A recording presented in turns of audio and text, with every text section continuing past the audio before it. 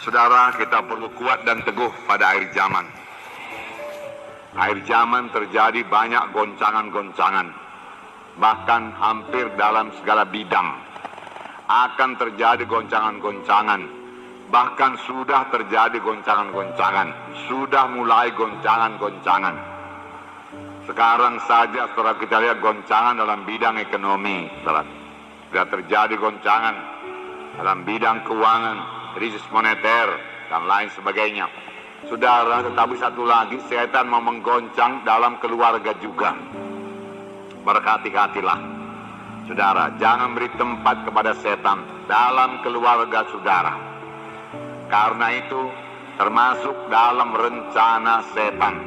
Tetapi sepanjang kita berlaku sebagaimana saya katakan tadi, berurat berakar pada firman Tuhan dan berdasar pada firman Tuhan, dan pandangan kita dalam kita tujukan kepada pahala yang kekal di sorga, saudaraku, maka rencana setan tersebut bisa digagalkan. Amin.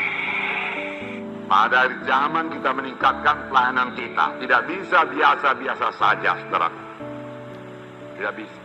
Tingkatkan pelayanan kita, ya, supaya kita layani jiwa-jiwa itu sepenuhnya, ya, sehingga mereka betul-betul menerima kuasa Tuhan dalam hidupnya. Kalau dia sakit, doakan sampai pertolongan Tuhan jadi kepadanya. Kalau dia terikat, doakan sampai dia bebas. Amin. Jangan asal siap saja, jangan. Kasih Tuhan harus memenuhkan saudara. Segala pelayanan harus saudara laksanakan dengan kasih Tuhan. Dan dengan kekuatan yang dianugerahkan Tuhan kepada saudara. Jangan seorang pun bersandar kepada kekuatannya sendiri, tapi dia bersandar pada kuasa Roh Kudus yang melengkapi dia untuk mengerjakan pekerjaan Tuhan. Amin. Dan Tuhan akan meneguhkan pelayanan saudara dengan kesembuhan, dengan kebebasan, dengan jiwa-jiwa yang selamat, jiwa-jiwa yang berubah, dan yang kemudian perlu diteguhkan terus, sehingga pengikutan jiwa-jiwa tersebut, termasuk juga pengikutan saudara sekalian, ya, tidak lagi bergantung atas berkat-berkat Tuhan. Itu dangkal sekali. Saya mau mengikut Tuhan kalau saya diberkati Tuhan. Saya mau mengikut Tuhan karena saya sudah sembuh daripada penyakit saya. Saya mau diberkati Tuhan karena bisnis saya diberkati Tuhan. Saudaraku, bukan itu dasar mengikut Tuhan, bukan.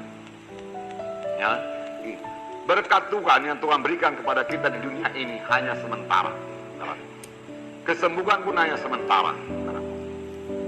Ya, hanya sementara. Ya. Mata kita harus kita tujukan kepada hal-hal yang kekal. Amin. Ya, pandang kepada hal-hal yang kekal.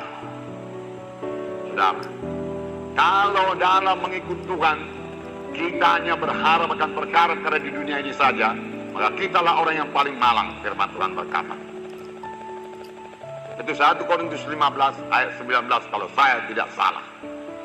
Saudaraku, yaitu yang menginginkan, ya, barang-barang materi dunia ini supaya saya mengikut Tuhan, supaya saya keberkatan, ya, saya mengikut Tuhan supaya saya sembuh, ya, saya mengikut Tuhan, ya, karena memang sudah nggak tahan lagi serangan-serangan setan, ya, kalau dia perlu dibebaskan.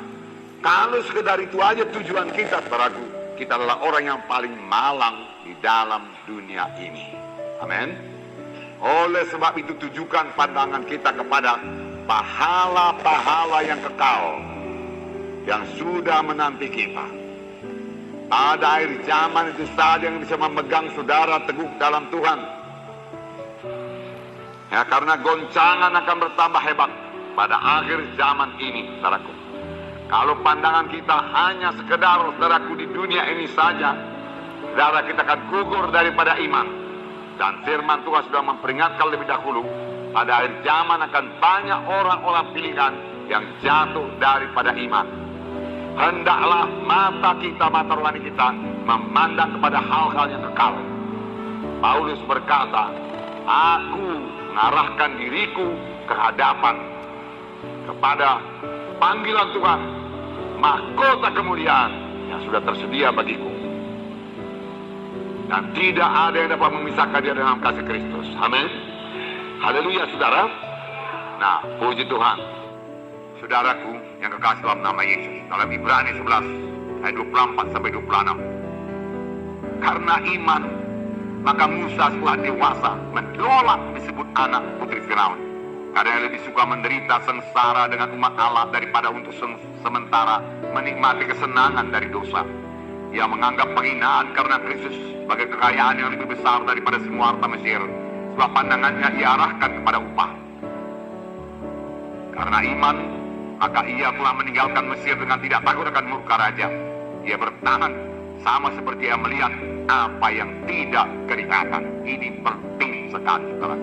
Dia melihat apa yang tidak kelihatan. Oleh mata badani manusia tidak kelihatan, tetapi Musa melihat. Inilah kelebihan Musa.